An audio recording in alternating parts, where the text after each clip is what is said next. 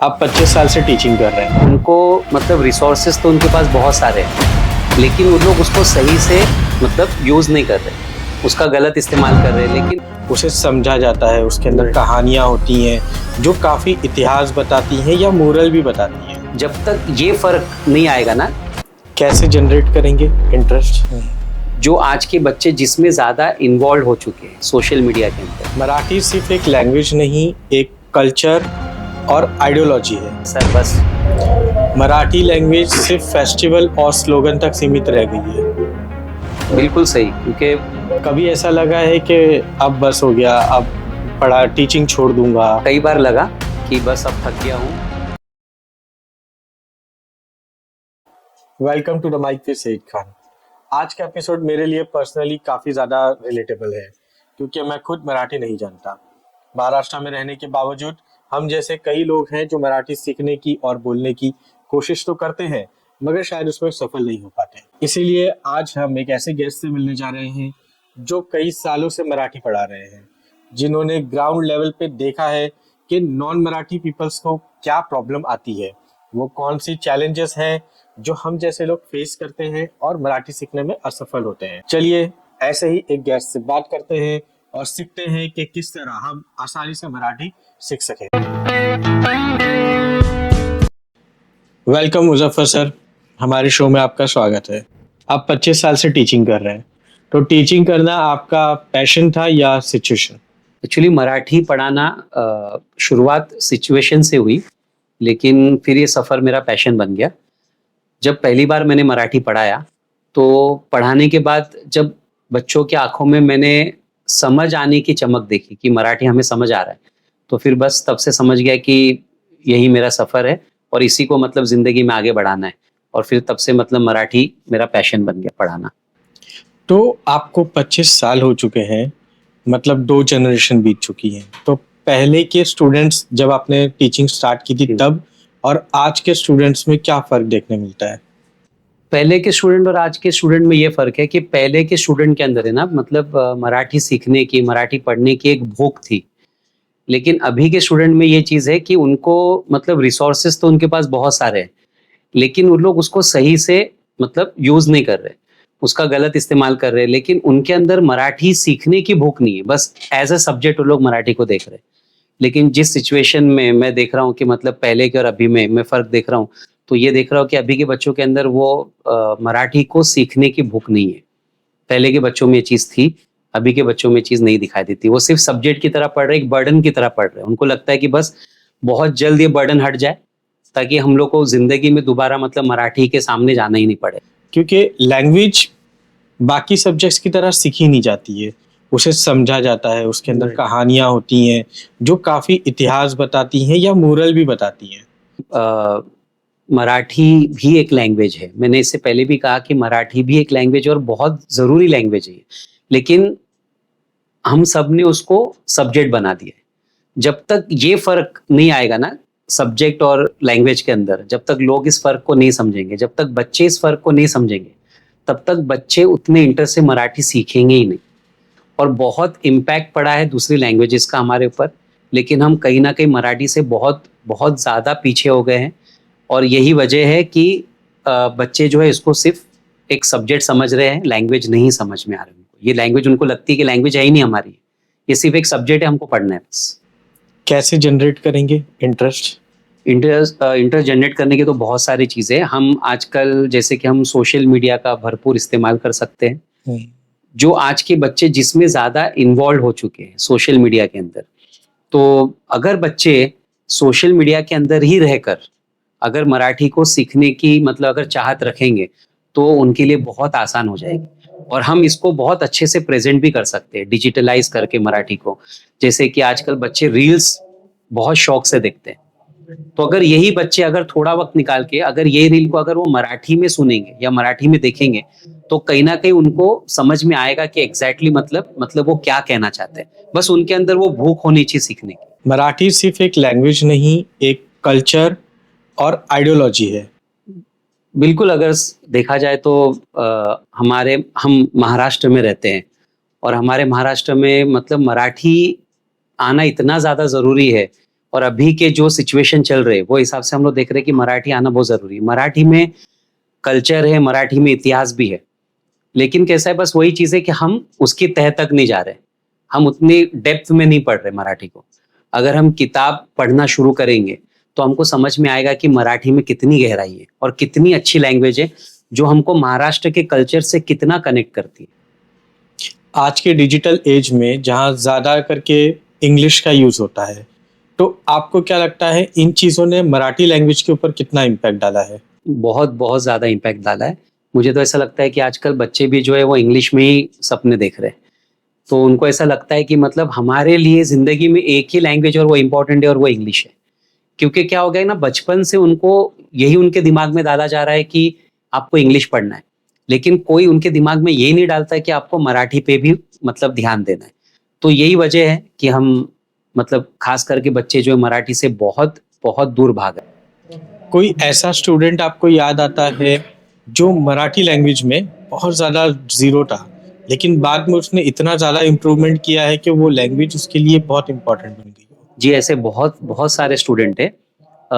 कई बार ऐसा होता है कि आज मेरे पढ़ाए हुए बच्चे जब मुझे कहीं रास्ते में या कहीं पे जाते हुए मिलते हैं और वो अपने बच्चों को स्कूल ले जा रहे होते हैं, तो कई बार ऐसा जब वो बोलते हैं ना कि आज जितनी भी मेरे को मराठी आती है, अपने बच्चों को कहते हैं कि जितनी भी मुझे मराठी आती है इन सर की वजह से, तो ऐसा लगता है कि जो मैंने जो जितनी भी एफर्ट दिया हो ना मराठी को लेके, वो एकदम उसका मुझे मतलब उसका समझो रिटर्न मिल गया।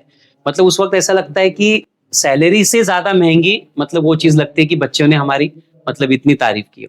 और बहुत अच्छा लगता है ये सुनकर कि अपने पढ़ाए हुए बच्चे जो है, मेरे पढ़ाए हुए बच्चे जब आज मिलते हैं तो वो कहते हैं कि सर आप जो हिसाब से मराठी पढ़ाते थे आज तक हमारे मतलब जहन में वो चीज बैठी हुई है, और हमको बहुत अच्छा लगा उस टाइम पे मराठी पढ़ने का। जो डर था वो हट गया था कुछ वक्त के लिए जब तक हम लोगों ने मराठी पढ़े। लेकिन फिर बाद में वापस यही रिपीट करूंगा कि बच्चों ने मराठी सिर्फ सब्जेक्ट की तरह ही पढ़ी है। अगर यही बच्चे इसको लैंग्वेज की तरह पढ़ेंगे ना, तो उनको ये चीजें जिंदगी में बहुत काम आएंगी, बहुत ज्यादा। आपका ऐसा कौन सा तरीका है जो बाकी टीचर्स से अलग है? देखिए मैं तो ऐसा कुछ फर्क तो किसी टीचर में तो नहीं करूंगा, क्योंकि सब बेशक। टीचर्स अपनी अपनी तरफ से पूरी मेहनत करते।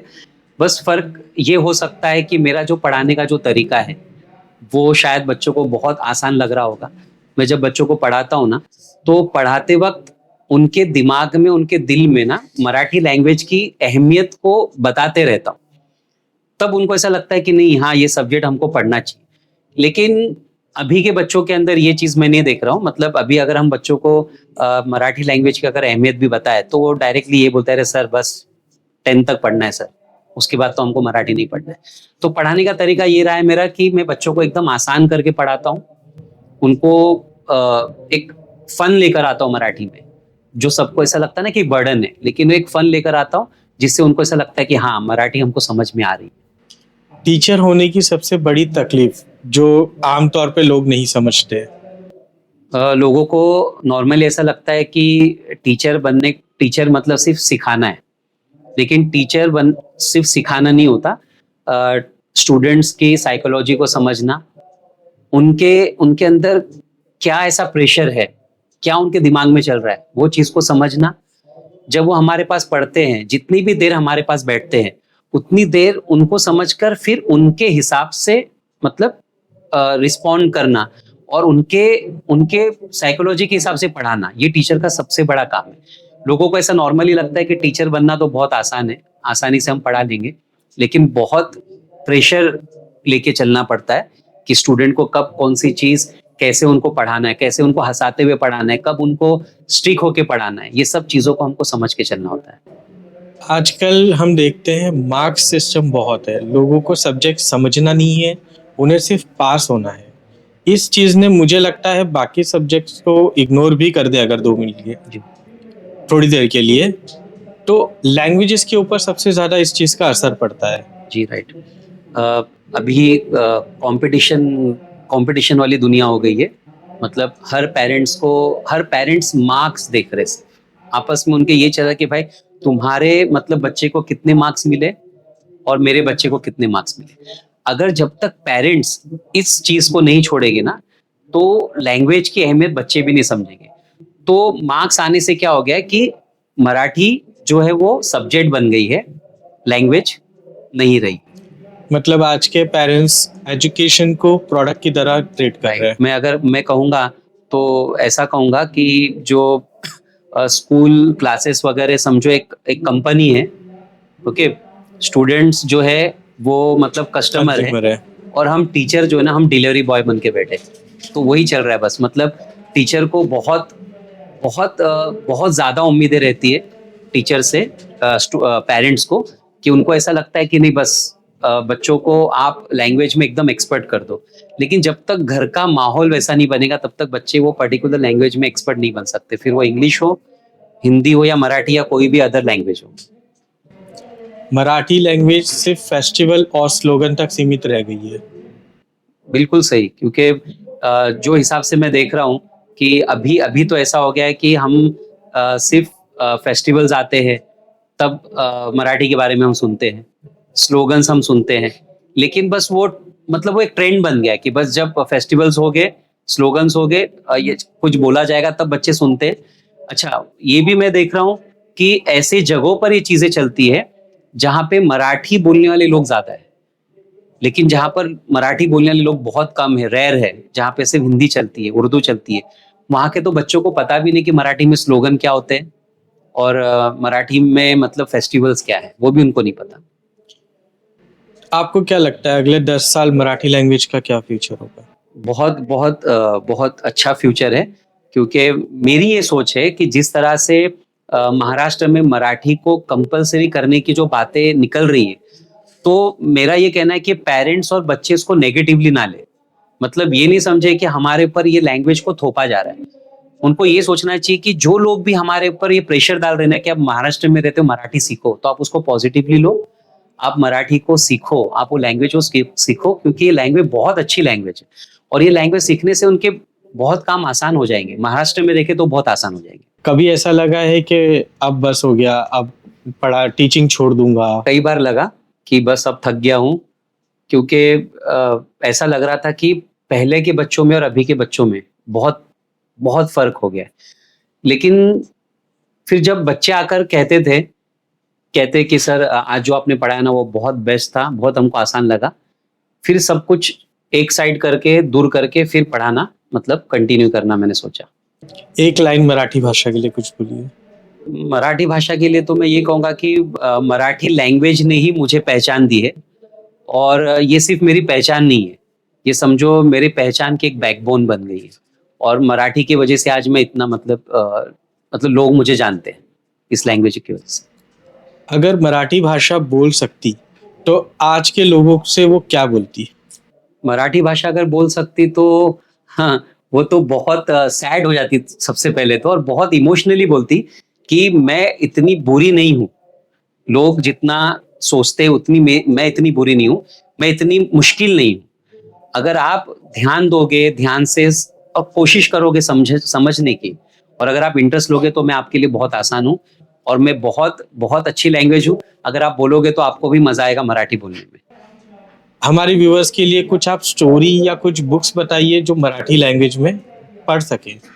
मैं तो देखिए मराठी लैंग्वेज सीखने के लिए तो मैं ज़्यादातर ये रिकमेंड करूँगा कि आप बड़े हो या छोटे हो, आप नॉर्मली थोड़ा सा मराठी न्यूज़पेपर्स वगैरह आप थोड़ा सा पढ़िए मराठी में।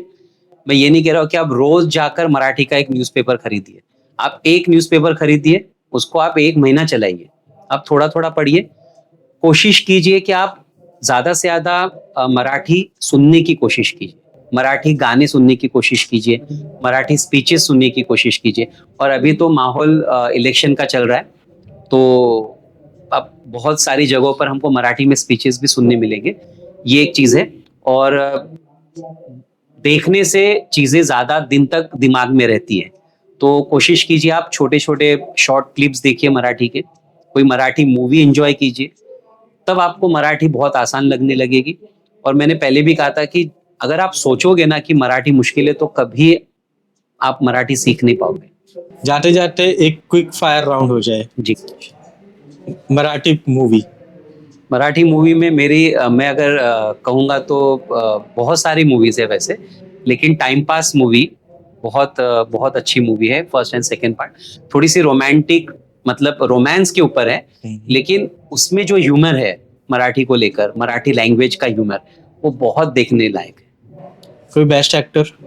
बेस्ट एक्टर मराठी के अंदर देखो, बहुत सारे ऐसे एक्टर है जो मराठी स्टेज पे उन्होंने काम किया है, उसके बाद वो मूवीज में आए हैं। तो परेश रावल वगैरह ऐसे है, लेकिन सबसे अगर मैं कहूँ, Nana Patekar one of the best Marathi actor, जिनकी मराठी सुनना मुझे भी बहुत पसंद है। पोएट? पोएट के अंदर मराठी में अगर हम देखें तो कुसुमग्राज है, इनकी लिखी हुई पोएम बहुत बहुत अंडरस्टैंडिंग के लिए बहुत आसान होती है और बहुत अच्छी लैंग्वेज इसमें होती है, मतलब बहुत ईजी। आपसे बात करके बहुत अच्छा लगा मुजफ्फर सर। जाते जाते आप हमारी ऑडियंस के लिए कुछ मराठी लैंग्वेज में बोल दीजिए। मराठी लँग्वेज में तो ऐसा बोलूंगा की मला पण खूप खूप मला आवडलं तुमच्या पॉडकास्टवर यायला. मी तुम्हाला आणि तुमच्या पूर्ण टीमला अभिनंदन करतो याविषयी, आणि मला अशी आशा आहे की महाराष्ट्रामध्ये आपण राहतो, तर आपल्याला मराठीला एक भाषा, मतलब आपल्याला समजावी लागेल की ती आमची भाषा आहे. जोपर्यंत आपण मराठीला आपली स्वतःची भाषा नाही समजणार, तोपर्यंत आपण मराठी शिकू नाही शकणार. आणि महाराष्ट्रामध्ये आपण राहतो, आपल्याला गर्व असायला हवा की मराठी आमची भाषा आहे. जोपर्यंत आम्हाला गर्व नाही येणार आमच्या भाषेवर, तोपर्यंत आम्ही मराठी कधी शिकू शकणार नाही.